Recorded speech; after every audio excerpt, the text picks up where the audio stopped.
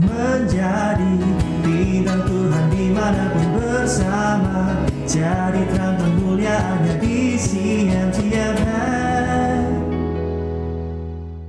Shalom bintang Tuhan. Hari ini kita kembali lagi menemani bintang Tuhan dalam program acara I Love Monday. Yeay. Tetap bersama Natalia dan juga Saya Sandra. kita hari ini akan menemani bintang Tuhan selama 1 jam lebih. Biasanya selalu lebih ya. Ke depan. Dan semoga bintang Tuhan dapat diberkati lewat siaran pada hari ini. Amin. Mungkin Sandra mulai doa dulu ya sebelum kita bicara lebih panjang. Oke, kita doa dulu ya. Seperti biasa, kita harus selalu ingat doa sebelum memulai apapun. Mari bintang Tuhan, kita berdoa. Bapa di surga, kami sungguh mengucap syukur untuk hari ini Tuhan. Hari yang sungguh luar biasa di mana Kau menyertai kami dari awal ketika kami bangun pagi sampai pada malam hari ini kami boleh kembali mendengarkan kesaksian-kesaksian tentang kebaikan-Mu Tuhan, tentang karya-karya ajaib-Mu di dalam hidup kami. Di dalam 1 jam ke depan Tuhan, kami percayakan setiap pendengaran kami, mata kami, bibir, mulut, lidah kami ke dalam tangan-Mu. Biar apa yang kami dengar ini Tuhan boleh menjadi suatu peneguhan di dalam hati kami bahwa Kau tidak pernah sekalipun meninggalkan kami, Kau selalu setia di dalam hidup kami. Kami serahkan Tuhan 1 jam ke depan ke dalam tangan-Mu, hanya di dalam nama Tuhan Yesus kami mengucap syukur. Haleluya. Amin. Nah, bintang Tuhan, hari ini kita akan masuk dalam tema history. Tema Apa yang harus kita bahas hari ini, Sandra? Seperti teman-teman lihat ya, kalau di media sosial sudah lihat belum ya di Instagram, kita akan membahas tentang encounter ya. Encounter, apa itu? Kalau misalnya di dalam bahasa Inggris kita terjemahkan, encounter itu adalah suatu pertemuan yang tidak terduga. Nah, kalau meeting biasanya kan sudah direncanakan. Tapi encounter itu sesuatu yang tidak terduga. Nah, penggunaan kata encounter ini setahu saya itu paling sering digunakan ketika kita mengalami perjumpaan dengan Tuhan. Seringkali mungkin bintang-bintang Tuhan mungkin bertanya, perjumpaan tuh yang seperti apa ya gitu ya. Atau misalnya nih kalau kita nonton, ada bintang-bintang Tuhan yang suka nonton drama, film ya, biasanya kalau cewek ketemu cowok atau cowok ketemu cewek jatuh cinta gitu ya. Berjuta rasanya. Sejak itu hidupku berubah katanya Nat ya.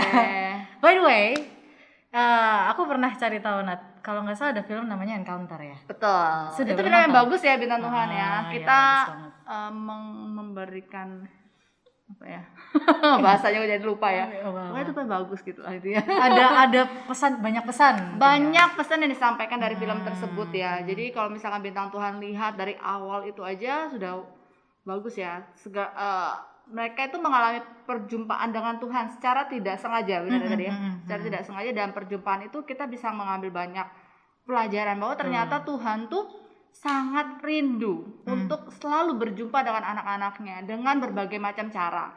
Jadi karena kita hari ini bukan bahas tentang film, jadi itu aja ya apa yang ku dapatkan. Tapi bintang Tuhan nonton sendiri aja pasti akan diberkati. Ya, nah kita hari ini bahas encounter juga ya, tapi bukan encounter film itu. Nah, ini adalah kesaksian asli dari teman-teman bintang Tuhan yang sudah masuk ke tempat kita.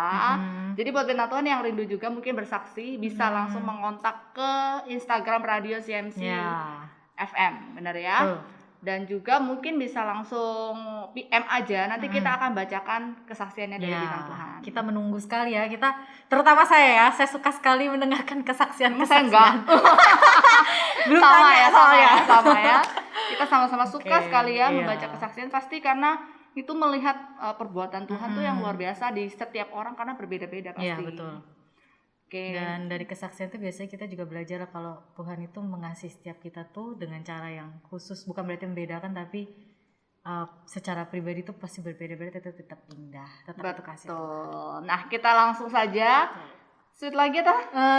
Mau apa? Gunting batu kertas. Gunting batu kertas ya. Gunting batu kertas. Gunting batu kertas ya. Oke, Sandra. Yes. Kali ini saya kalah ya. Oke, ya kita akan ambil satu. Sini ya. Ya, bintang Tuhan kelihatan ya. Kita akan bacakan. Ini kayaknya panjang deh. Wow, semuanya panjang. Oke, luar biasa ya. Oke, ya. Nah, ini dari orang yang berinisial M. Ya. Berawal dari saat baru lulus kuliah, rencana saya mau tetap bekerja di kota Surabaya. Awalnya memang agak ditentang dengan orang tua, karena orang tua maunya anaknya pulang, mungkin maksudnya pulang ke kampung halaman ya. Kerja di kota sama dengan kerja di kota yang sama, oh benar, dengan orang tua dan kerja sesuai dengan apa yang mereka mau. Tapi saya nggak punya passion di pekerjaan yang mereka tawarkan dan banyak perdebatan di situ. Dan akhirnya keputusan saya adalah diterima orang tua saya pastinya dengan berat hati.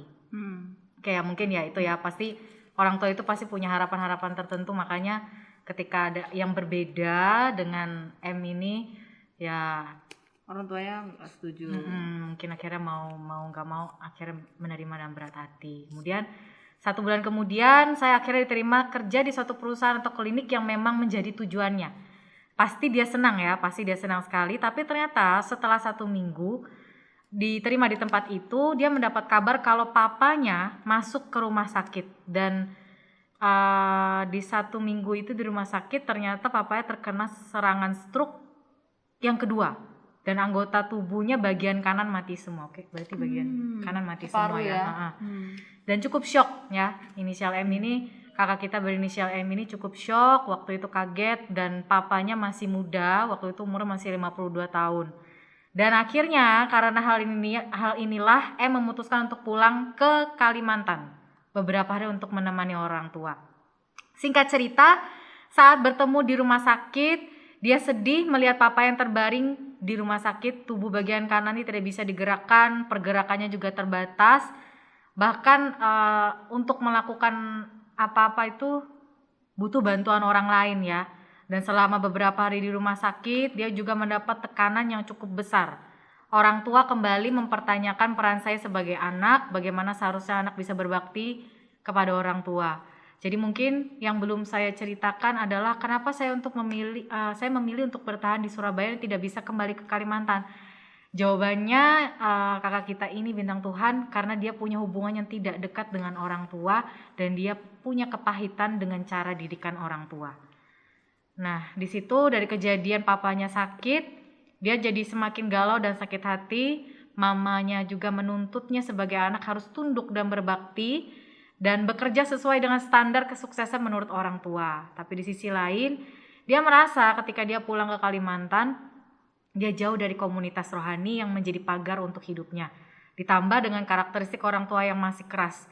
Keadaan ini membuat dia semakin galau dan itu adalah titik terendah yang dia alami. Dia bingung, dia harus tetap kembali ke Kalimantan untuk mengurus orang tua dengan mengorbankan mental dan meninggalkan komunitas rohani, atau tetap bertahan di Surabaya tapi dibayang-bayangi dengan tuntutan orang tua. Apakah aku ini anak durhaka katanya, nah kayak gitu. Jadi mungkin bingung ya, mental juga seperti itu, butuh komunitas rohani tapi susah ya, kayak terombang-ambing. Ya di sini dia bilang dia bingung, dia galau, frustasi, merasa tidak berharga, nggak berguna, sering banget terlintas untuk mengakhiri hidup atau membunuh diri, dan berbulan-bulan susah tidur, bahkan kadang juga frustasi karena nggak tidur. Jadi udah susah tidur, nggak bisa tidur juga tambah frustasi ya. Nah singkat cerita, akhirnya dia tetap memutuskan di Surabaya dan kembali ke Kalimantan beberapa bulan sekali. Akhirnya dalam waktu 3-4 bulan dengan terapi, papanya mulai bisa jalan. Dan buat dia itu adalah anugerah dan mujizat dari Tuhan, karena meskipun agak seret, dalam waktu 3-4 bulan papanya sudah mulai bisa jalan. Yang awal gak bisa bergerak dan sangat terbatas, akhirnya papanya bisa berjalan sendiri sampai sekarang. Ketika saya melewati keadaan yang sangat tidak enak buat saya tetap punya keyakinan badai pasti berlalu. Di tengah keputusasaan saya yakin Tuhan masih pegang tangan saya. Dan memang ketika berusaha mengandalkan Tuhan, meskipun kita masih berusaha, tapi Tuhan tetap melihat usaha kita. Dan Tuhan masih bekerja. Dari kejadian itu membuat saya percaya kalau Tuhan selalu ada dan setia kepada orang-orang yang mengandalkan Tuhan. Wah, luar biasa sekali ya. Memang kalau memilih antara orang tua atau memang karena dia juga dipanggil di Surabaya itu memang berat ya. Karena saya juga mengalami kayak gitu ya. Jadi harus memilih, apakah aku harus benar-benar yakin ini di Surabaya atau aku harus kembali dengan tinggal dengan orang tua. Teman waktu itu saya cuma percaya aja sih, memang kalau Tuhan panggil saya di sini, Tuhan akan jagai keluarga Iya. saya. Kadang kita kan pengen jadi Superman-nya keluarga Iya. kan. Padahal yang harus jadi Superman-nya keluarga itu adalah ya Tuhan Tuhan, kita gitu ya. betul. Kita ingin ambil alih nih sosoknya Tuhan. Dan lagi tadi saya lihat ya Nat, waktu saudara atau bintang Tuhan yang bersaksi ini kan dia ada pergumulan juga karena mungkin tuntutan ya, karena mungkin takut nggak bisa membanggakan, terus tidak sesuai dengan harapan yang orang tua mau. Itu kan juga jadi celah bagi iblis untuk menuduh dia seakan dia bukan anak yang berbakti. Padahal kalau dia sudah memberikan yang terbaik ya, dia juga sudah mengasihi orang tuanya dengan semampunya, sebisanya dia sudah melakukan firman Tuhan, itu pun menurut Tuhan sudah cukup gitu loh. Kadang kan seringkali iblis ini ya, karena mungkin tadi kan bintang Tuhannya bilang dia punya kepahitan juga. Nah itu kan jadi iblis kan kayak cari celah. Kamu nggak berbakti sama orang tua, kamu nggak bisa nyelamatin, kamu nggak ada. Apalagi kejadian kayak gitu kayaknya hampir semua orang ya ngalamin ya. Mungkin banyak yang ngalami. Ada yang mungkin akhirnya tetap kembali dengan orang tuanya. Tapi saya percaya mungkin jalannya jadi berbeda. Tapi Tuhan tetap pegang kendali. Kita memang tidak bisa istilahnya kayak menghakimi, karena kita nggak tahu Tuhan tuh maunya apa dalam hidup mereka. Dan yang tahu hanya mereka dan Tuhan, gitu ya. Jadi semuanya itu memang harus kembali kita utamakan Tuhan ya dalam setiap keputusan kita.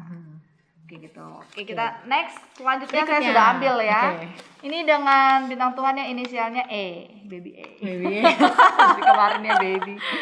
Ya, ini kesaksiannya seperti ini ya bintang Tuhan.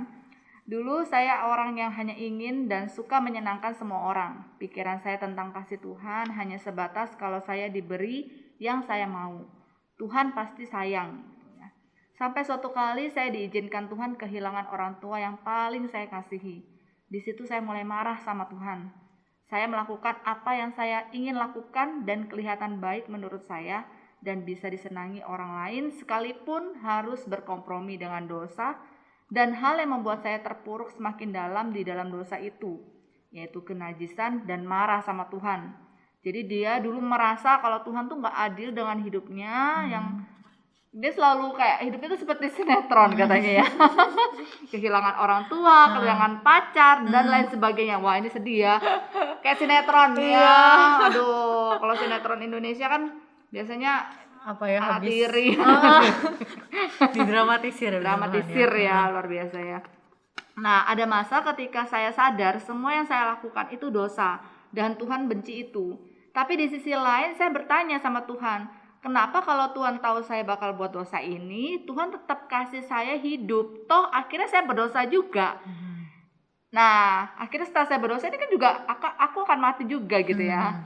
Waktu itu saya sempat beberapa bulan setiap malam sebelum tidur saya berdoa untuk minta nggak hidup lagi di pagi hari. Setiap hari saya berdoa demikian supaya saya nggak makin berdosa lagi, karena saya tahu saya berdosa dan itu jahat. Saya juga nggak mau orang lain menderita dan tidak bahagia karena saya berhenti berdosa, sehingga semua yang buruk itu menjadi pergumulan dalam hati saya saat tidur ya. Mungkin tidak bahagia karena dia tidak berhenti berbuat dosa ya, sehingga semua yang buruk itu menjadi pergumulan dalam hati saat dia tidur. Sampai waktu mau berkuliah ada momen di mana saya berdoa secara pribadi dan tidak sengaja karena mau lulus ujian, dan kata orang kalau berdoa sungguh-sungguh Tuhan kabulin. Tapi waktu itu saya entah tidak fokus sama ujian, hanya mau kenal Tuhan itu kayak apa pikirannya ke saya. Kenapa Tuhan itu gak seadil itu sama saya? Di saat itu Tuhan sentuh hati saya dan saya ngerasa kotor sekali. Saya juga sadar saya dikasihi banget sama Tuhan. Dan saat itu saya mulai belajar meninggalkan semua dosa yang saya genggam. Dan saya mulai sadar bahwa saya yang kehilangan harapan, Tuhan kasih kesempatan. Kalau sampai waktu itu gak diambil nyawanya sama, maksudnya jadi dia tuh jadi sadar. Sebenarnya Tuhan tuh masih kasih kesempatan. Kenapa waktu itu kan Tuhan nggak ambil nyawanya? Padahal dia doa setiap hari ya. Diambil Tuhan aja ambil nyawanya. nyawa saya. Tapi kayaknya itu bukan doa yang bakal dijawab Tuhan ya. Masa Tuhan segitunya ya? Jadi Tuhan pasti akan tetap sayang sama kamu ya, ya. Nah, perjumpaan itu yang mengubah dia sampai saat ini. Dia menjadi tahu kalau hidup hidupnya adalah sekolah yang Tuhan mau kita lulus dengan caranya, bukan dengan kuat gagah kita. Perjumpaan dengan Tuhan versiku adalah perjumpaan dengan Tuhan yang tidak pernah bisa saya lupain, karena Tuhan menjumpai saya dengan sebuah harapan yang baru. Kalau di dunia ini saya punya tujuan.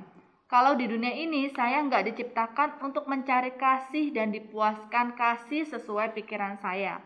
Tetapi bersama Tuhan Yesus yang mau turun ke dunia, saya sadar kalau hidup saya dimiliki seutuhnya dan dikasihi tanpa syarat. Nah, ini perjumpaannya ini melalui kamar doa sendiri dan berjumpa dengan Mengalami Tuhan, sendiri ya. mengalami dengan Tuhan. Oke, luar biasa ya. Salah satu tadi yang Nona E atau Nona Bapak E. ya nggak tahu jenis kelaminnya juga sih. Ya, jadi Nggak ada jenis kelaminnya pria atau wanita. jadi ini. Nona atau Bapak ya. Bapak itulah pokoknya bintang Tuhan ya.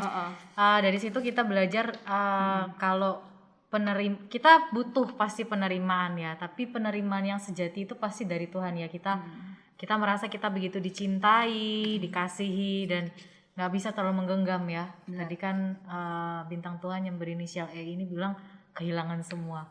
Kan Tuhan sendiri bilang di Alkitab kalau nggak salah, di mana hatimu berada, di mana hartamu berada, di situ hatimu berada. Dan saya itu pernah dengar ya bintang Tuhan, kenapa sih kita harus melepaskan? Karena dengan melepaskan hati kita jadi lebih lembut dan kita nggak akan kehilangan karena kita nggak genggam. Kalau kita genggam kan kita kehilangan, kita kira terluka kan. Itu yang akhirnya membuat mungkin waktu itu sebelum menyadari ya, mungkin sebelum bintang Tuhan ini belum sadar, kenapa nggak adil, kenapa diambil, padahal kan itu bukan punya kita ya, itu semua milik Tuhan. Di situ mungkin ada pembaruan pikiran ya, cara berpikirnya sudah nggak seperti dulu lagi, nyadari bahwa itu kasih Tuhan di dalam hidupnya. Betul sekali. Nah, ini baru 2 orang ya Sandra. Nanti kita akan lanjut lagi karena hari ini lumayan banyak ya bintang Tuhan. Jadi tetap stay tune dengan kita di Radio CMC Surabaya dalam program acara I Love Monday. Menjadi bintang Tuhan dimanapun bersama, jadi terang kemuliaannya di CMC. Shalom bintang Tuhan, kita kembali lagi dalam acara I Love Monday ya. Tadi kita sudah mendengarkan 2 kesaksian dari bintang Tuhan, bagaimana perjumpaan mereka dengan Tuhan benar-benar mengubahkan hidup mereka. Mungkin kita pernah berpikir kalau mengubah hidup itu di sekitar kita yang berubah, tapi Tuhan itu mulai dari hati dan cara berpikir kita. Nah, kalau tadi kita sudah dengar 2, sekarang saya akan cabut lagi 1. Orang ketiga ya. Orang ketiga Dicabut. Oke ya. Gitu. Saya ambil ya bintang Tuhan ya, ini kayaknya juga panjang. Aduh, ini full bintang Tuhan. Wow ya. Enggak terbalik kita. Luar biasa. Oke ya, saya bacakan ya bintang Tuhan ya. Ini berinisial W. Kisah perjumpaanku bersama dengan Tuhan dimulai ketika masuk dunia perkuliahan, dan tepatnya saat ibadah welcome party Maharu. Waktu itu saya baru selesai kelas dan sebenarnya sudah nggak mau mengikuti welcome party karena sudah lelah dan cuma mau sendiri ya. Mungkin ya orang udah lelah pasti pengennya istirahat ya. Rebahan. Dan sepanjang perjalanan menuju pintu gerbang kampus, saya galau antara datang atau enggak. Hingga sampai di depan gerbang kampus akhirnya memutuskan untuk berbalik arah dan menuju tempat diadakannya ibadah welcome party. Nah, sesampai di ibadah welcome party, waktu itu khotbah sudah di bagian akhir dan dimulai sesi doa dan perenungan firman. Awalnya saya biasa aja karena udah lelah dan begitu datang sharing firman sudah selesai. Namun ternyata justru di sesi doa dan perenungan firman itulah awal saya mengalami kasih Tuhan. Nah, inisial W ini kembali menceritakan gimana masa lalunya dulu ya sebelum welcome party ini. Dia terlahir dari keluarga Kristen dan sudah terbiasa dengan jadwal ibadah dan pelayanan. Karena dia hidup bersama dengan saudara yang luar biasa melayani Tuhan di sekolah teologi. Tapi di lingkungan hidup yang seperti itu ternyata tidak membuat dia menjadi anak yang baik-baik saja. Di depan saya terlihat baik dan manis, tapi sebenarnya banyak sekali dosa yang saya lakukan. Saya suka berbohong kepada kakak saya untuk pergi kerja kelompok, padahal saya jalan bersama teman. Apalagi pergi ibadah, tapi nyatanya saya pergi jalan sama pacar dan teman-teman saya. Ya, biasa Kesempatan ya. Kayak anak bisa keluar gitu. Anak SMA biasa gitu ya pasti ya. Biar bisa happy bareng teman. Nah, begitu banyak dosa dan kesalahan yang saya buat, dari pergaulan yang bebas, ngomong kasar, bahkan suka memaki orang, sombong, sampai cara berpacaran saya pun tidak baik, jauh dari kata kudus. Saya menaruh rasa berharga saya pada penampilan fisik dan prestasi. Saya juga merasa bangga kalau bisa membuat lawan jenis yang famous tertarik kepada saya. Begitu banyak hal yang tidak baik saya lakukan. Hingga di suatu malam, waktu itu saya sudah lulus SMA dan sedang berpikir untuk melanjutkan studi pendidikan di mana. Saya sedang membaca Alkitab. Wah, tumben katanya, tumben karena ya lagi galau-galau aja. Dan akhirnya saya berdoa. Saya berkata, Tuhan, saya nggak mau kuliah di sekitar sini. Maksudnya mungkin di kota tempat dia lahir ya. Saya mau keluar daerah dan saya mau berubah. Tapi saya nggak tahu gimana caranya. Saya mohon pertemukan saya dengan orang-orang yang bisa membawa saya mengenalmu. Entah kenapa malam itu saya sangat merasa berdosa sekali dan ingin berubah. Tapi saya nggak tahu gimana caranya untuk berubah. Begitu banyak topeng yang saya buat di depan keluarga dan lingkungan orang-orang gereja yang baik-baik. Tapi di belakang itu semua saya lakukan, di belakang semua itu saya melakukan banyak sekali dosa dan kesalahan. Setelah malam itu pun kehidupan saya berlangsung seperti biasa. Tidak ada perubahan apapun. Nah, kita akan kembali lagi. Tadi mungkin inisial W ini sudah menceritakan gimana awalnya ya sebelum dia berjumpa dengan Tuhan. Kita kembali ke ketika dia di ibadah welcome party kampus. Di sesi doa itu saya benar-benar merasa tidak layak. Tapi saya merasakan bahwa dengan semua hal yang saya lakukan, Tuhan seolah-olah memeluk saya dan berkata saya berharga. Perasaan tersebut tidak pernah saya rasakan sebelumnya. Dan di masa itu saya dengan sungguh-sungguh berkata bahwa saya ingin berubah dan tolong saya untuk berubah. Karena saya nggak tahu gimana caranya. Setelah itu saya juga mengikuti retreat Maharu. Hal yang sama pun saya rasakan saat retreat. Dan setelah mengikuti serangkaian acara penyambutan Maharu UKKP, saya teringat dengan doa saya di masa SMA yang berkata saya mau berubah. Pertemukan saya dengan orang-orang bisa membawa saya mengenal kasih-Mu. Pulang dari retreat, akhirnya saya mulai aktif untuk mengikuti komunitas sel, ibadah, kegiatan rohani. Saya bersyukur Tuhan mempertemukan saya dengan orang-orang yang luar biasa. Di masa itu saya juga masih punya pacar. Sebelumnya punya gaya pacaran yang gak benar. Namun karena saya merasakan kasih Tuhan yang luar biasa, akhirnya saya mengambil keputusan untuk memutuskan pacar saya. Sekalipun bisa dikatakan dia adalah pria yang sesuai banget dengan tipe saya. Inilah kisah titik awal perjumpaan, penyerahan, dan perjalanan saya bersama dengan Tuhan. Wah, akhirnya pacarnya diputusin juga ya. Iya, dan apa yang ada tadi waktu saya baca itu beberapa kali kalimat yang sering dikatakan oleh inisial W ini, dia ingin sekali berubah tapi dia nggak tahu caranya ya. Nah, mungkin bintang-bintang Tuhan pernah punya posisi yang sama seperti W. Kayak kita merasa kita berdosa, kita tuh pengen berubah, kita udah coba cara apapun gitu, tapi kok balik lagi ya. Nah, mungkin di sini kita juga belajar dari W ya, perjumpaan dengan Tuhan itu nggak cuma mengubahkan cara pandang seperti E yang tadi ya Nadia. Iya, Cara pandang, cara berpikir, tapi juga untuk berubah itu perlu penyerahan penuh bahwa yang bisa mengubah kita itu Tuhan. Ya. Harus menyerahkan ya. Betul.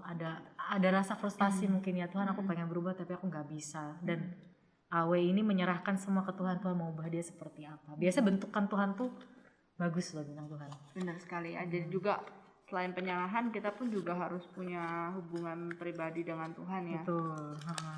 Itu penting sih gitu ya. Oke, selanjutnya ya saya bacakan untuk teman kita dengan inisial Fanta. Oke, Fanta F ya. Oke, jadi ini ceritanya. Tuhan menemukan saya itu waktu awal saya masuk kuliah. Ya, saya Kristen dari lahir. Karena orang tua saya Kristen, jadi waktu kecil saya sudah aktif pergi ke gereja, ikut sekolah minggu dan kadang melayani Tuhan. Tetapi saya cuma tahu Yesus hanya dari cerita orang. Masa SMA jadi masa transisi dalam hidup, di mana saya yang awalnya dari desa, mulai sekolah di kota. Ikut pergaulan geng karena ingin diterima dan tidak mau jadi orang yang dibully. Wah, berarti zamannya sudah ada pembulian ya. Oke, saya selama SD sering dibully karena badan yang kecil. Berpikir biar nggak dibully, saya jadi pelakunya aja. Pinter ya ini. Tapi salah ya. Iya, nggak boleh ditiru. Ya biar gak dibully saya jadi pelakunya, ya, jadi ikut jahat gitu ya. Waduh. Aduh, bawang putih Iya. jadi bawang merah itu. Oh, iya, benar sekali ya. Jadi dia ikut geng membuat saya mulai mengenal hal-hal buruk, terutama pergi ke klub malam dan mabuk-mabukan. Oke, masa SMA saya habiskan hanya untuk bermain game dan mabuk-mabukan. Selama SMA saya tidak pergi ke gereja, karena bagi saya hari Minggu hari yang paling baik untuk bermain game dan bersenang-senang. Benar ya, soalnya hari Minggu malah saya hari yang baik untuk nonton film kartun ya. Iya, dulu. Soalnya zaman kita dulu itu kartun dari jam 6 pagi sampai jam 12 siang. Bener nonstop ya. Hari yang bahagia buat anak-anak sekolah Iya. ya sama zaman dulu tuh ya. Tapi ini udah saya Mas Sandra. Oh ya, SMA. Tapi masih nonton. Kok saya lupa sih pas SMA saya ngapain ya. Oke, jadi dia tuh hari Minggu nggak gereja, malah pergi main game dan bersenang-senang. Hidupnya happy banget gitu ya. Tetapi semuanya berubah saat saya mau masuk kuliah. Entah kenapa tanpa alasan saya tiba-tiba memilih kampus yang berbeda dengan teman-teman satu geng. Wah, puji Tuhan ya. Rencana Ada Tuhan ya, Ada dijauhkan rencana Tuhan dari yang tidak baik. yang tidak baik gitu ya. Karena sendiri nggak sanggup gitu untuk berpisah dari yang tidak baik. Akhirnya dipisahkan gitu ya. Sehingga saya tidak punya teman sama sekali di kampus yang saya masuki. Lalu entah kenapa juga waktu itu tiba-tiba saya teringat akan ke gereja. Jadi di kampus waktu itu ada persekutuan doa Kristen dan waktu itu ada acara penyambutan namanya welcome party. Tiba-tiba ini sama berarti temenan ini ya. Kayak temenan ya. Welcome Sama-sama party. pergi welcome party ya. Jangan-jangan ada di ruangan yang sama. Iya. Welcome party. Tiba-tiba satu teman mahasiswa baru saya mengajak saya ikut dan saya mau. Saya mengikuti ibadah itu, tetapi satu hal yang saya nggak pernah bisa lupakan. Sewaktu doa setelah firman Tuhan, saya dijumpai Tuhan. Seperti mimpi tapi nyata. Saya melihat diri saya lagi dirantai waktu itu. Saya seperti nggak bisa pergi kemana-mana. Lalu tiba-tiba ada salib di samping saya. Saya mau memikul salib itu, tapi saya nggak kuat. Waktu itu saya nangis dan merasa takut nggak berdaya. Tapi tiba-tiba ada seseorang yang membantu saya memikul salib itu, sehingga salib itu bisa terangkat. Jadi saya dan orang itu memikul salib bersama. Lalu satu kalimat yang saya ingat, orang itu bilang, "Kamu nggak sendirian." Di situ saya menangis dan merasakan kasih yang luar biasa. Saya percaya itu Yesus. Saat itu saya mengalami cintanya Tuhan dan saya dikuatkan dan saya bertobat. Mulai dari hari itu, hidup saya berubah. Meski kadang jatuh bangun, tapi perlahan, tapi pasti Tuhan perbaharui hidup saya. Saya percaya semua Tuhan yang sudah lakukan, Dia yang bawa saya, Dia yang jumpai saya, Dia yang rancangkan semuanya. Hal buruk yang saya lakukan, jalan yang awalnya penuh dosa, diubahkan jadi taman bunga yang indah. Saya seorang pendosa, tapi saya dicintai. Seolah Yesus ingin menunjukkan bahwa aku ini miliknya. Bukan karena saya, tapi Tuhan yang menjumpai saya. Saya adalah bukti kesabaran Tuhan, saya bukti kasih karunia-Nya. Sama seperti Yesus mencintai saya dan sanggup mengubah hidup saya yang sudah rusak, Yesus yang sama juga mencintai Anda dan sanggup mengubahkan hidup Anda. Tuhan Yesus memberkati. Amin. Luar biasa ya Sama kesaksian ya. Kalau tadi aku dapat satu hal yang sama dari dua kesaksian ini. Apa? Welcome party. Oke, Terus yang kedua tadi apa? perjumpaan sebentar. Tadi merasa begitu dicintai ya, Dicintai. mengubahkan. Hanya Tuhan yang mampu mengubahkan Dan hidup. ini juga mereka mengalami apa ya?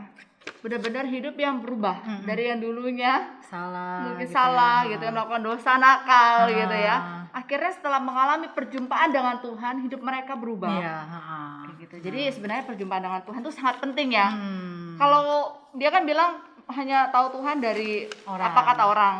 Tapi kita memang nggak boleh tahu Tuhan dari apa kata orang atau dari firman yang kita dengar di gereja mungkin ya. Kita harus ngalami sendiri, Iya, encounter ya. Kalau saya nggak ketemu Sandra secara langsung, dulu saya kira Sandra itu jahat ya.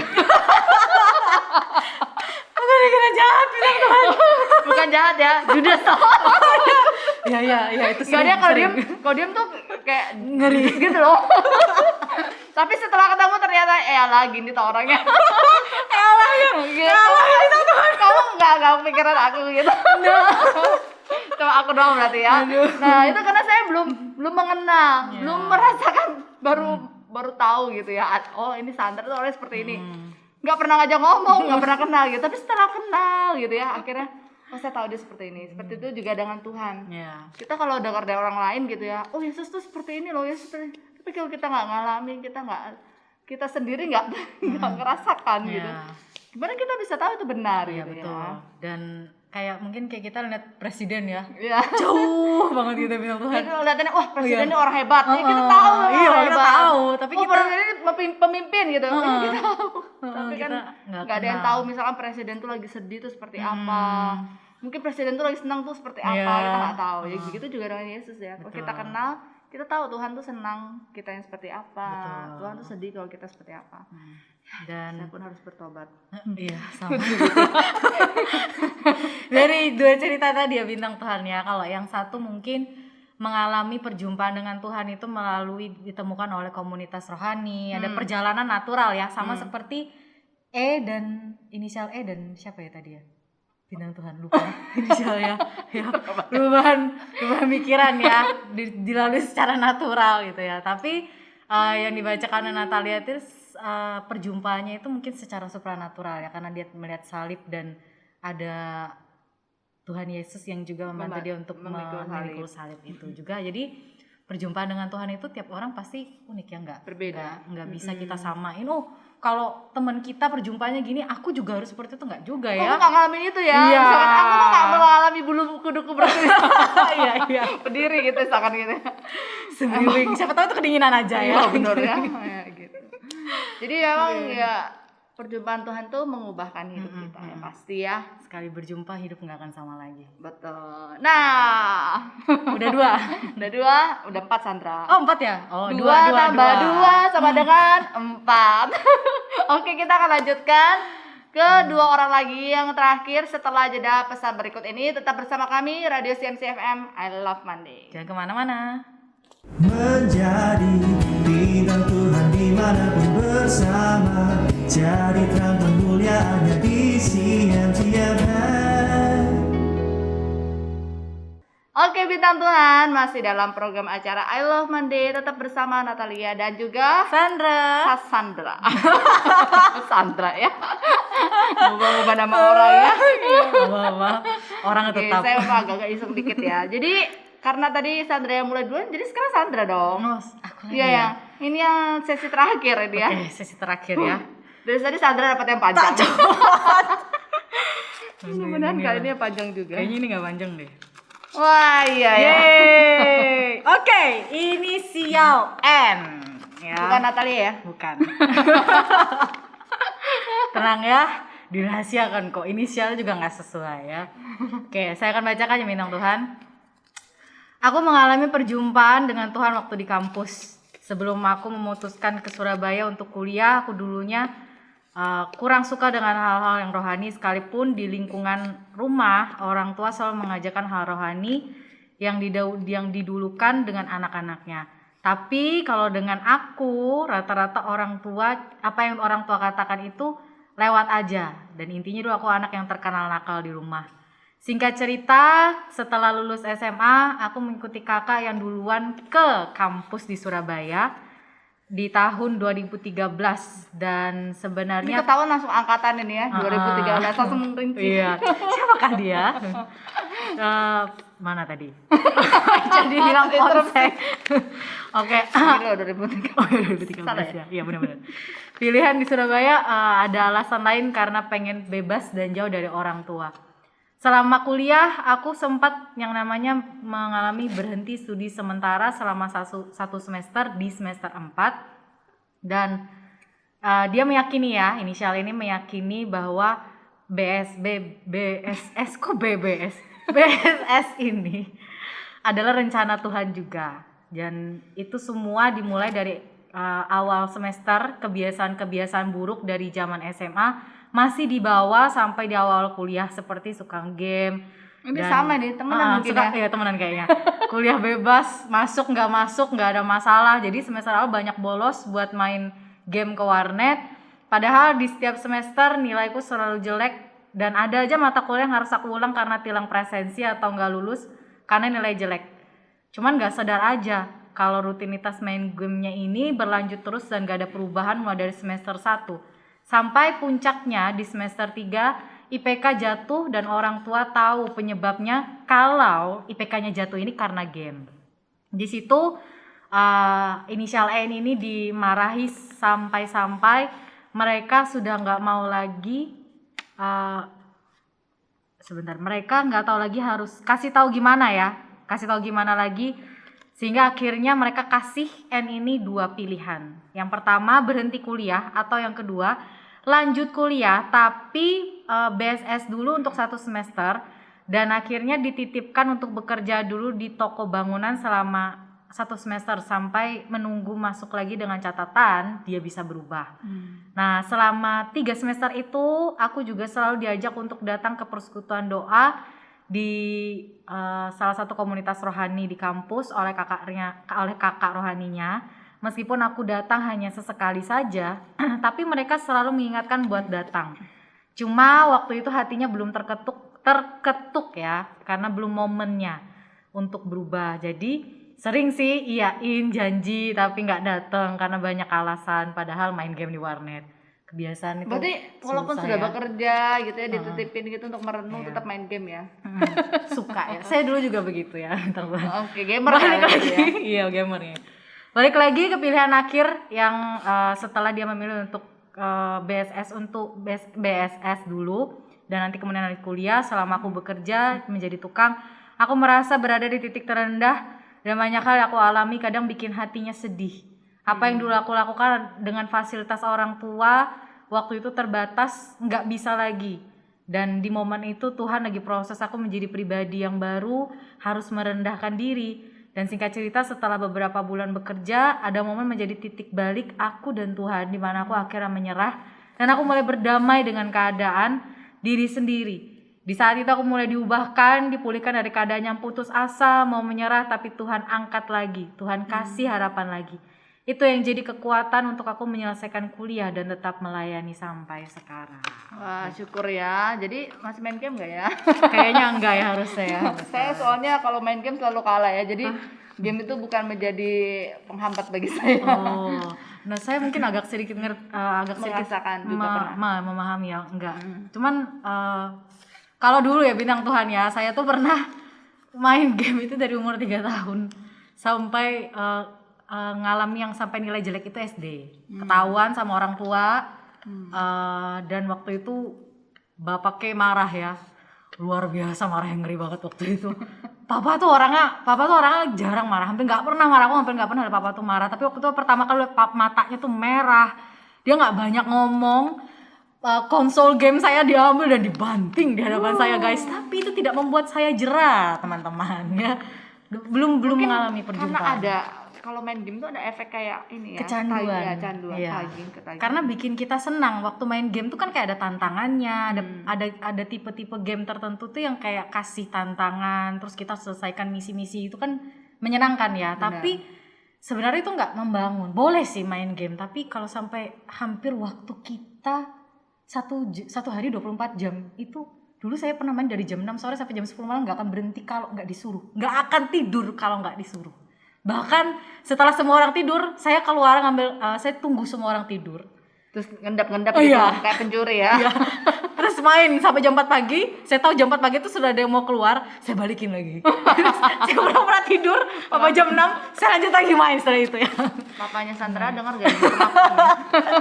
Udah tahu orang di rumah. Ya. Tapi sekarang gimana Sandra? Masih suka main game? Butuh waktu ya, dari pertama perjumpaan sama Tuhan, terus mungkin itu juga kasih karunia ya Nat ya.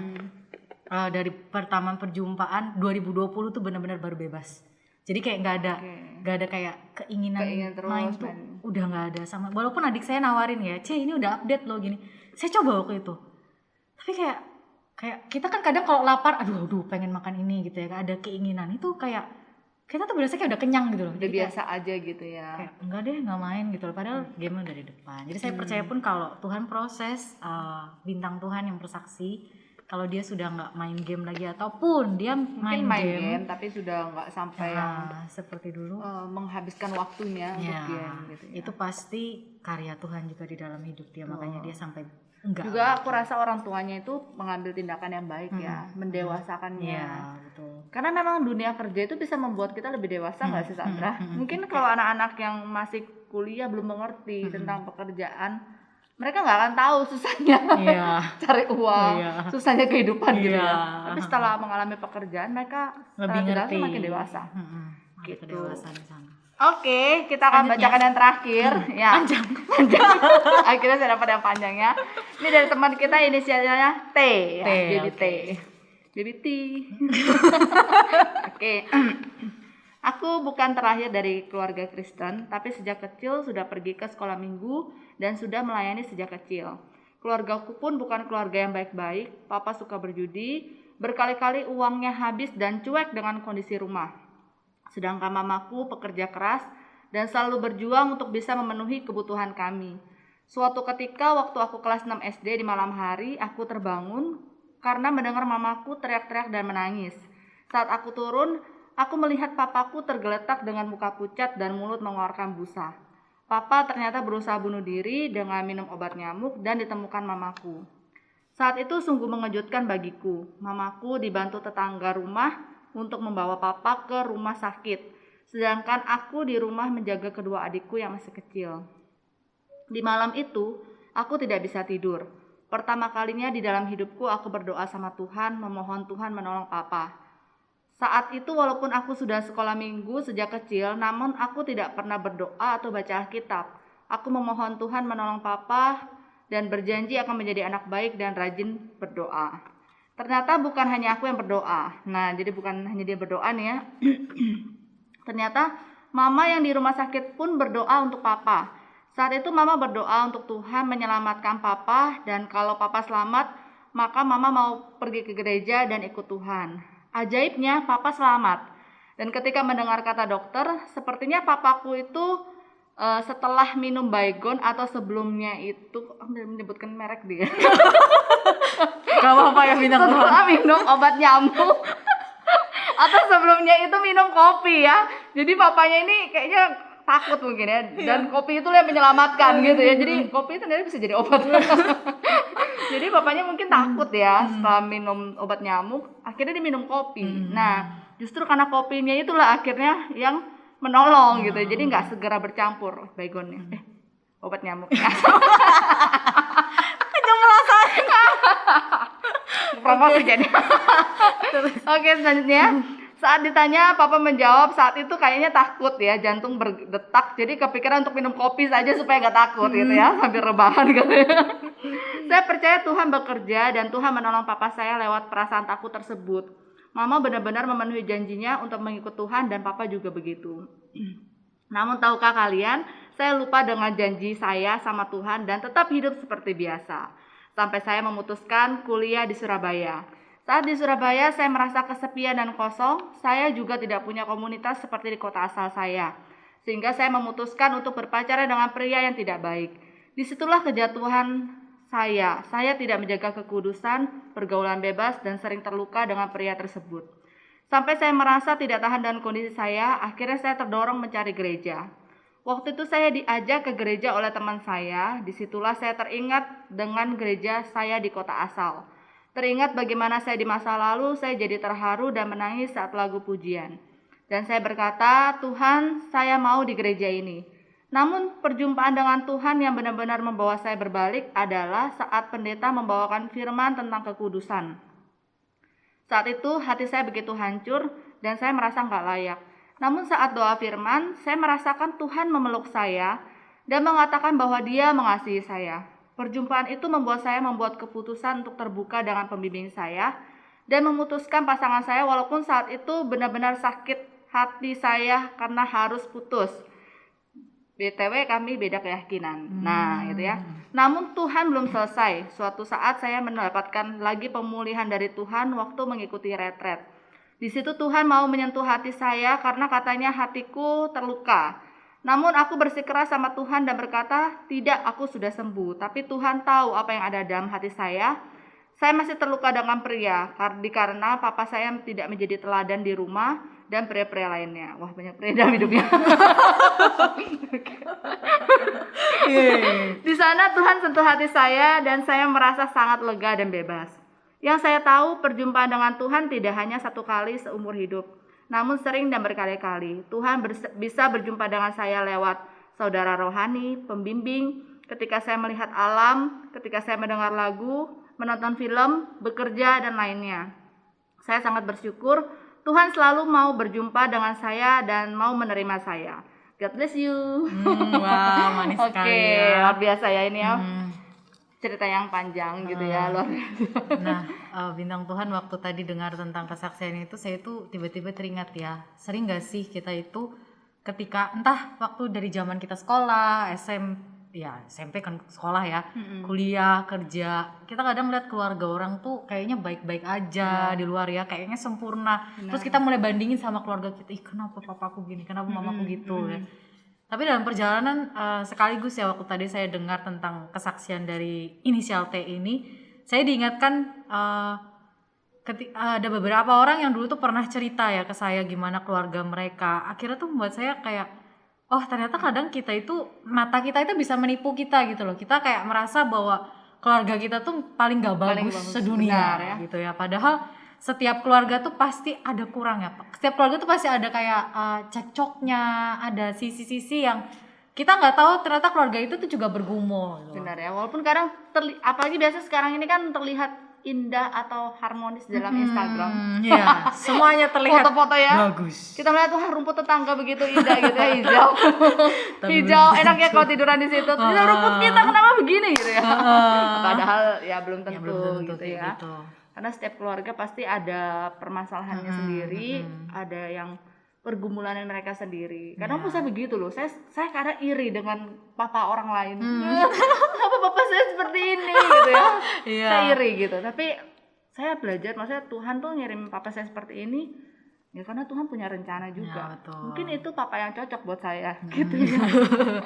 Ya, dan mungkin nggak cuma masalah keluarga ya. Setiap dari kita kadang ngeliat orang di teman-teman kita, sekitar kita, kayak dia baik-baik aja deh. Benar. Tapi kan kita nggak tahu sebenarnya mungkin di dalam dia lagi bergumul, dia lagi sedih. Cuman ya karena situasi, mungkin kerjaan, mungkin di kampus ya mereka nggak tunjukin aja gitu loh. Jadi bukan berarti kita lihat yang kita lihat di depan itu sepertinya baik-baik aja, tapi kelihatannya orangnya ceria, happy gitu ya. Ternyata di belakang sebenarnya banyak sekali pergumulan dan beban masalah. Juga tadi dia berkata bahwa perjumpaan dengan Tuhan itu bisa dengan banyak cara, Sandra. Betul. Jadi bukan hanya secara supranatural gitu ya. Ada yang mungkin secara supranatural, ada juga lewat mungkin kesembuhan yang dia alami, mungkin dia ketika lagi di pantai gitu ya.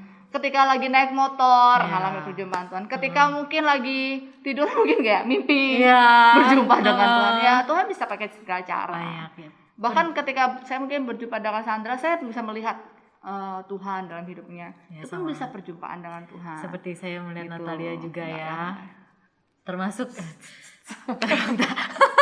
ya seperti tadi Natalia bilang waktu lihat alam ya. Mungkin kita ada ya firman Tuhan ya, siapa manusia itu, padahal Tuhan tuh udah ciptain alam tuh sedemikian rupa gitu loh, tapi Tuhan tetap bilang kita yang paling berharga kan. Benar. Itu waktu kita lihat kayak langit sore ya. Iya, saya kalau biasa naik motor saya lihat tanaman ini Tuhan, begitu banyak jenis tanaman dan daun-daunan. Saya juga ya berarti ya, saya luar biasa ya, kalau bisa sidik jari juga katanya beda ya, setiap orang. Kita sangat berharga dan Tuhan tuh sangat mengasihi kita. Betul. Itu ya, kita harus berjuang untuk bisa juga tetap setia dan mengikut Tuhan. Minta Tuhan untuk menolong kita, minta Tuhan untuk mengajari kita untuk tetap, saya tuh suka kata-kata ini, ajari aku Bapa untuk mencintai engkau. Karena menurut saya kalau menurut saya ya pribadi, mencintai Tuhan tuh susah bagi saya. Karena seringkali saya tuh gagal, fail gitu. Tapi selalu punya hati yang minta Tuhan ajari aku untuk mencintai engkau secara benar gitu ya.